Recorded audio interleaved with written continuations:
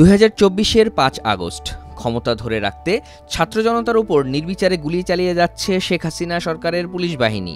ওই দিন রাজধানীর চাংখারপুলে 16 বছরের শাহরিয়ার খান আনাস আর সাভারে পুলিশের গুলিতে মারা যায় সাফওয়ান আক্তার।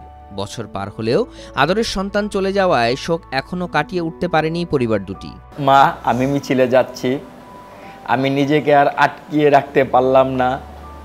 সরি আব্বুজান, তোমার কথা অমান্য করে বের হলাম, স্বার্থপরের মতো ঘরে বসে থাকতে পারলাম না। আমাদের ভাইরা আমাদের ভবিষ্যৎ প্রজন্মের জন্য কাফনের কাপড় মাথায় বেঁধে রাজপথে নেমে সংগ্রাম করে যাচ্ছে, অকাতরে নিজের জীবন বিসর্জন দিচ্ছে। একটি প্রতিবন্ধী, একটি কিশোর, 7 বছরের বাচ্চা, ল্যাংড়া মানুষ যদি সংগ্রামে নামতে পারে, তাহলে আমি কেন বসে থাকবো ঘরে? একদিন তো মরতেই হবে, তাই মৃত্যুর ভয় না করে স্বার্থপরের মতো ঘরে বসে না থেকে সংগ্রামে নেমে গুলি খেয়ে বীরের মতো মৃত্যু অধিক শ্রেষ্ঠ।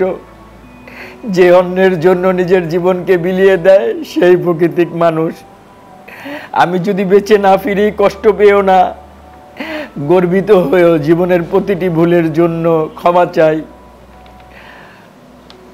ও আমাদের কাছে তো ক্ষমা চেয়ে গেছে, কিন্তু আমরা ওর কাছে ক্ষমা চেতে পারি নাই।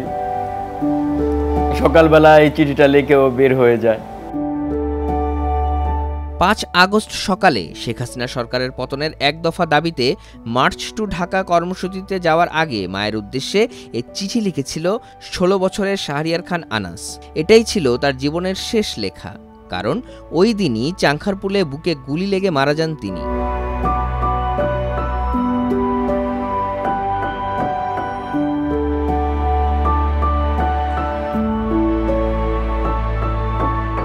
আন্দোলন নিয়ে আনাস কি ভাবত, মারা যাওয়ার পর সেটি জানতে পারেন তার বাবা মা। আনাস তার প্রিয় রাফ খাতায় লিখে রেখে গেছে নিজের ভাবনার কথাগুলো। মারা যাওয়ার কয়েকটা দিন পর যখন আমরা ওর স্মৃতিচারণ করে ওর খাতাগুলো রাখতে গেছি, তখন প্রথমে দেখলাম যে একটা ছোট্ট লেখা সমন্বয় নিয়ে, যে সমন্বয় কি, সমন্বয়ক কাকে বলে, এই প্রশ্নের উত্তর সে নিজেই করতেছে, নিজেই লিখতেছে। ওইটা দেখার পরে ওর বাবা আরও কয়েকটা পৃষ্ঠা উল্টানোর পরে তারপর দেখি যে এই যে এখানে লেখা আছে সমন্বয় কি, সমন্বয়ক কি, কোনো কিছু অবধারিত রাখাই সমন্বয়, আর যারা এটিতে নেতৃত্ব দেন তারাই সমন্বয়ক। তা এটা দেখার পরে আমরা কি রে এখানে লিখছে, আরও কয়েকটা পৃষ্ঠা উল্টাইছি। উল্টানোর পর দেখি এখানে 5-6 পৃষ্ঠার দেশের তখনকার পরিস্থিতি, সব কিছু, সমন্বয়কদের কথা, নুরুল হক নূরের কথা, তারপরে সাইদ, আবু সাইদ, মুগ্ধ, এদের কথা, সবার কথা এখানে লিখে রেখে গেছে। 18 বছর বয়সে সানজিদা খানের বিয়ে হয়েছিল। বিয়ের পরপরই ছেলে আনাসের জন্ম। বলতে গেলে মা ছেলে একই সঙ্গে বড় হয়েছে, তাই দুজনের সম্পর্কও ছিল বন্ধুর মতো। ভালো ছিল, ও আমার বন্ধু ছিল এক কথায়। কারণ আমার যখনই কোনো সমস্যা হইতো, ওর বাবার সাথে রাগ হইতাম বা আমার আম্মুর সাথে রাগ হইতাম বা কোনো ব্যাপার নিয়ে আমি ডিস্টার্ব থাকতাম, আমি সেই বিষয়গুলা ওর সাথেই শেয়ার করতাম। ও আমার একটা আস্থাভাজন জন ছিল, যার সাথে আমি খুব ফ্রিলি ওই বিষয়গুলা শেয়ার করতে পারতাম।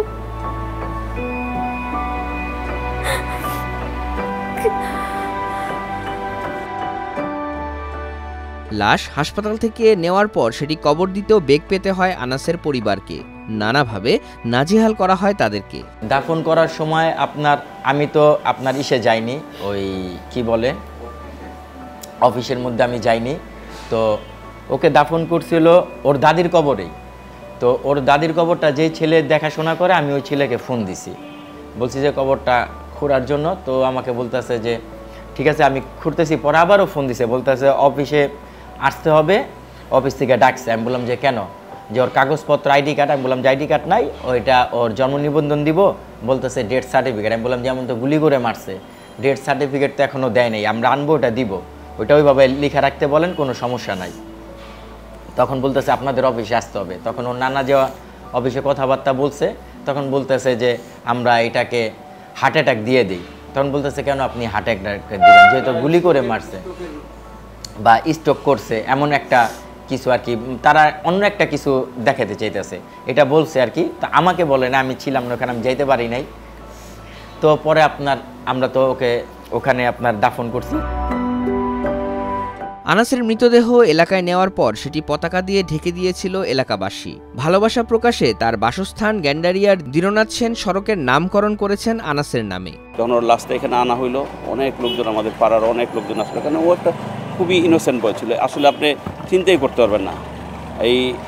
সে আমার বাসায় ওর জন্ম, ওর নানা এখানে আছে, তারপরে অনেক দিন যাবত ওরা এইখানে, কিন্তু ও যে ওর ভিতরে যে এরকম মানে একটা স্পৃহা ছিল, এটা তো আসলে আমরা খেয়াল করতে পারিনি।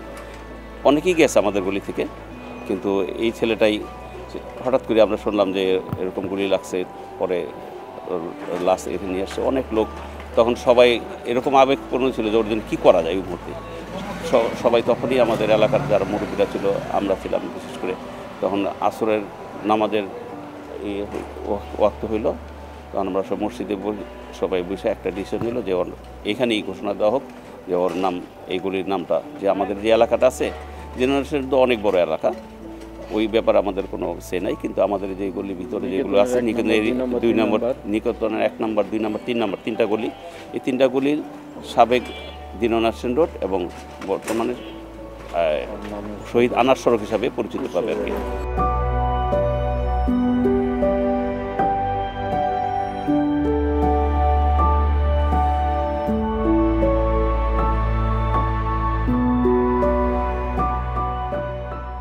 আমি এখন ওর গায়ের গন্ধ পাই।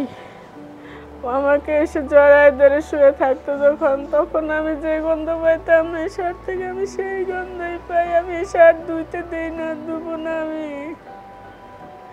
এই জামা কাপড়গুলো একটাও ধুইতে দিই না। এগুলো সব ওর গায়ের গন্ধ আছে।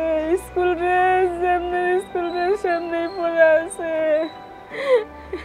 কে পড়বে এগুলো আমার?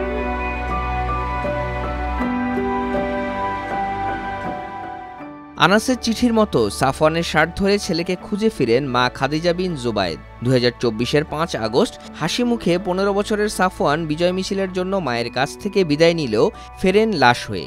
সাভারের এনাম মেডিকেলের কাছে গুলিবিদ্ধ হয়ে মারা যায় সাফওয়ান আক্তার। যাওয়ার জন্য একদিন জিদ ধরতো, তখন আমি বলতাম যাও ছাদে যে রাস্তায় যে মানুষ মিছিল করতেছে ওইগুলো যে দেখো, তোমাকে আমি বাইরে যেতে দিব না, তুমি তো এখনো ছোট। তোমার বড় ভাইয়ারা, তোমার বড় আপুরা আন্দোলন করতেছে, করুক, তোমরা ফল ভোগ করবে। আবার যখন তোমরা বড় হবে, তখন ভার্সিটিতে পড়বে, তখন তোমরা করবে আন্দোলন। তোমাদের বড় ভাইয়া, ছোট ভাইয়ারা, ছোট বোনরা, আপুরা, ওরা তোমাদের এই ফল ভোগ করবে। তোমরা এখন যেও না, তোমরা তো এখন ছোট। ও যাইতে চাইতো, বলতো মা আমি এখন বড় হয়ে গেছি, আমি এসএসসি পরীক্ষা দিব, আমি তো কি ছোট আছি, দেখো আমি কত বড় হয়ে গেছি। আমি ওকে যাইতে দেই নাই কখনো। সেদিন তো আনন্দে মিছিলে গেছে ওর বাবার সাথে, ওর বাবা নিয়ে গেছে দেখে আমি যাইতে দিছি, তাই না হলে তো সেই দিনও আমি যাইতে দিতাম না।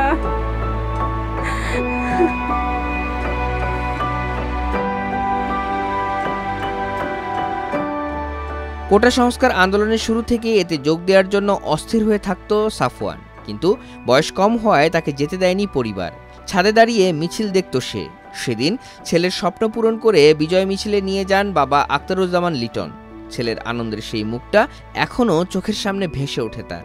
সেই গেল যে বাবা ঠিক আছে, তাহলে আমি ঠিক আছে বাবা যাই, এখানেই থাকো, অন্য কোথাও যায় না, এখানেই থেকে তোমরা আনন্দ উল্লাস করো। আমি এই কথাটাই তার সাথে বলি, আমার ছেলেও বললো ঠিক আছে বাবা এখানেই থাকবো। হ্যাঁ, এটা চোখে বাসে, ওই ছবিটা তো আমার আছে চোখে তো বাসে। আমার বাবা যে আসলে মারা যাবে সে তো কখনোই, সেও কল্পনা করে নেই, আমিও তো কল্পনা করি নি। আমার একটা ছেলে, একটা মেয়ে, সে Savar cantonment public school and কলেজের মেধাবী একজন 10ম শ্রেণীর ছাত্র ছিল। তার টিচাররা, তার স্কুল সবাই পছন্দ করতে থাকে। সে সবারই সালাম কালাম দিত, সবার সাথেই সৌহার্দ্যপূর্ণ ব্যবহার করত। একটু তিল পরিমাণ তার বিরুদ্ধে কেউ কিছু বলতে পারে নাই। এখন কি ওই মুখটাই কি আপনার সামনে থাকে হ্যাঁ, সবসময় যে ও বললো বাবা আসি গেলাম? জি, আমার ছেলে আমার কাছে এখন মনে হয় আমার ছেলে মারা যায় নাই, আমার কাছে মনে হয় আমার ছেলে আছে। আমি ভাবতেই পারি না যে আমার ছেলে নাই।